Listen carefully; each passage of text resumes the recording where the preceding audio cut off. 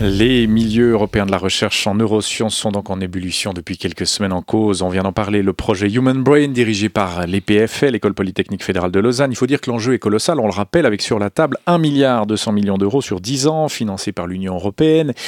Mais voilà, ce jackpot décroché l'an dernier par l'école lausannoise est contesté au début du mois dans une lettre ouverte. Plus de 150 scientifiques, rejoints depuis lors par 450 autres personnes, plus de 150 scientifiques donc, ont reproché à ce projet d'être trop étroitement consacré à la simulation cérébrale, trop consacré à l'informatique et pas assez à la recherche fondamentale. Ils lui ont aussi reproché d'être mal conduit. Alors, s'agit-il de jalousie, de règlement de compte entre chercheurs ou de craintes légitimes et objectives? Bonjour Patrick Ebicher. Bonjour. Vous êtes le président de l'EPFL. Merci d'être là pour répondre à ces critiques, notamment cette fronde des chercheurs qui a pris pas mal d'ampleur. On en a parlé dans la presse internationale, New York Times, Guardian, on en a même parlé sur Al Jazeera. Est-ce que c'est mauvais tout ça pour l'image, parce que vous êtes aussi attaché à ça, pour l'image de l'EPFL? Non, d'abord, je crois que les grands débats scientifiques doivent avoir lieu. Ils ont toujours lieu lorsqu'on a des grands projets. Lorsque vous regardez le génome humain, à l'époque, quand on a fait le séquençage, le même type de débat avait lieu. Il faisait le tour de la planète, d'une certaine manière. Je crois que ce débat doit avoir lieu. Il est bon qu'il ait lieu. Pour les PFL, non, je dirais paradoxalement, c'est une université qui se profile dans un domaine où le débat a lieu. Je crois que tant qu'il est ouvert et positif, c'est plutôt positif pour l'institution. L'image n'en prend pas un coup? Non du tout, je crois qu'on peut avoir un débat scientifique. Je veux dire, ça fait partie, en fait, de la façon dont la science progresse. J'aime rappeler quand même, dans ce projet-là, il a été évalué 3 fois, d'accord, par des experts internationaux. Il a gagné la compétition la plus difficile. Maintenant, 650 scientifiques estime qu'il devrait être plus basé sur les neurosciences de base, parlons-en, mais je crois que ça fait partie des choses naturelles du domaine de la science. Vous parlez de débat scientifique, s'agit-il vraiment de ça? Ou peut-être seulement, j'allais dire, d'une affaire de jalousie entre chercheurs, qui est aussi naturelle quand ces projets commencent à germer, de human brain bashing, si on veut faire le jeu de mots. Est-ce qu'il y a pas, est-ce qu'il y a pas un peu de jalousie aussi? Bien sûr, vous avez toujours. C'est mes crédits contre les tiens, quoi, c'est un peu ça. Bien sûr, quand vous regardez aussi les signataires, c'est des gens qui étaient fondamentalement contre. Il y en a un certain nombre de Zurich qu'on connaît bien. Donc il y a effectivement toujours, mais il y a aussi des scientifiques qui effectivement se posent des questions.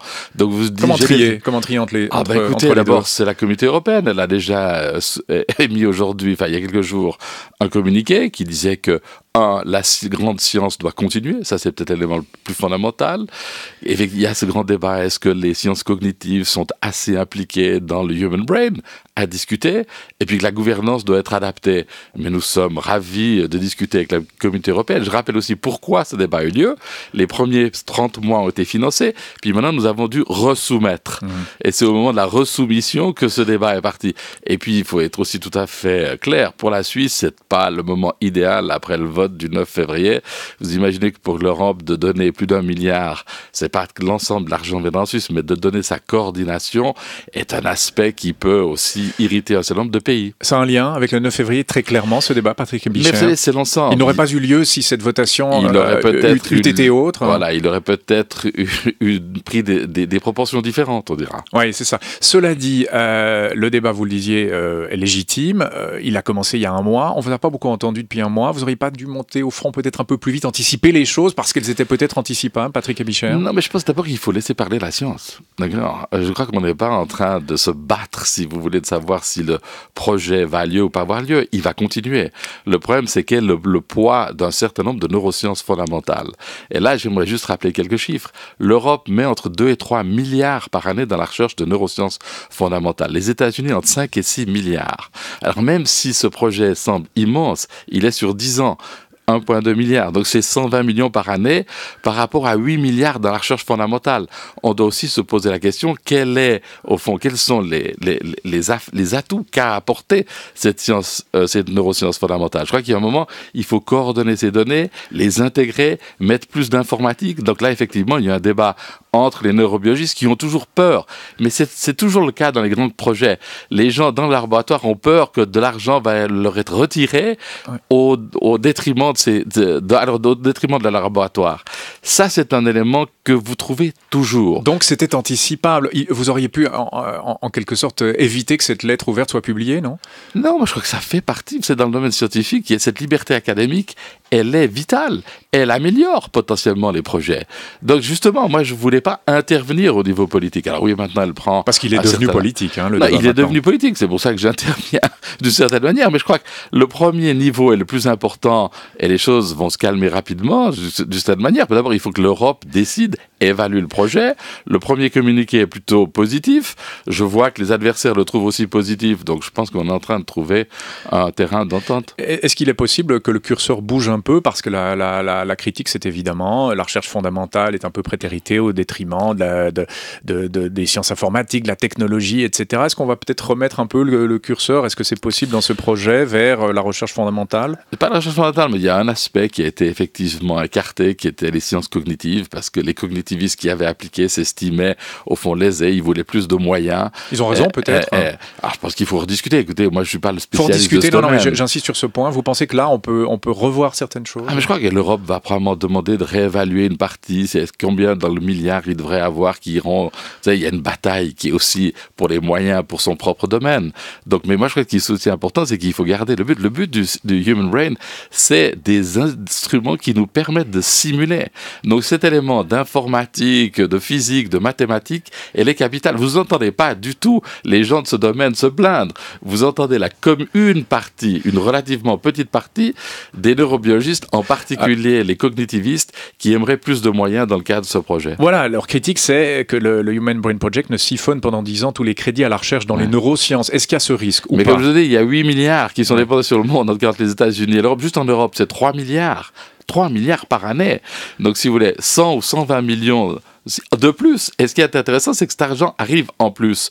Il n'est pas fait aux dépens. Mais il y a toujours cette crainte. Vous savez, vous l'avez trouvé, c'était le même débat lors du séquençage du génome humain. Vous aviez les mêmes scientifiques qui disaient « mais il y aura moins d'argent, ça ne sert à rien de faire cette grande science ». Les physiciens le font depuis longtemps, ils ont appris, ils ont des débats internes, mais c'est vrai qu'ils deviennent peut-être moins publics.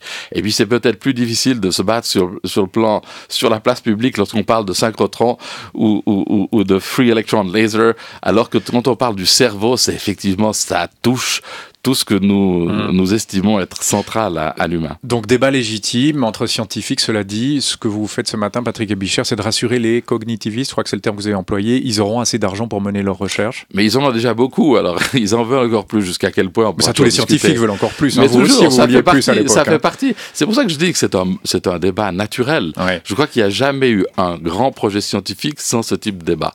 D'accord. Cela dit, débat naturel, est-ce que le projet peut en souffrir d'une manière ou d'une autre? Il y a le 9 février, on va en reparler. On sait que le financement du Human Brain Project n'est garanti que jusqu'en 2016. Est-ce que vous avez des garanties concrètes qui va encore être financé par l'Union européenne dans 2 ans? Non, je crois que les réponses que nous avons de l'Europe, c'est oui.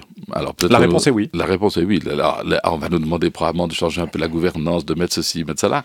Mais je crois que ça, on verra. C'est les experts qui vont évaluer. Le projet est, à l'heure actuelle, sous expertise. Mais c'est très clairement décidé. L'adhésion était très claire. Le projet continue. Changer la gouvernance, ça veut dire quoi? Probablement. Non, adapter la gouvernance. Vous garderez les PFL à gouvernance ou ça peut changer? Non, mais vous savez, d'abord, c'est pas. Il y a déjà tout un niveau. Il y a 13 personnes qui sont dans un comité. Il y a une série de comités. Alors peut-être qu'il faudra mettre plus de cognitivistes, plus de neurobiologistes à différents niveaux, de telle sorte que les voix de chacun puissent être mieux représentées. Les PFL, et forcément, elle a été la génératrice, parce que c'est le professeur Henry Markram qui l'a commencé. Mais vous savez, il y a 120 institutions qui participent aujourd'hui au Human Brain Project. Alors oui, nous sommes le coordinateur. Alors, est-ce que le coordinateur peut continuer à l'être après le vote du 9 février? Ça, c'est une question.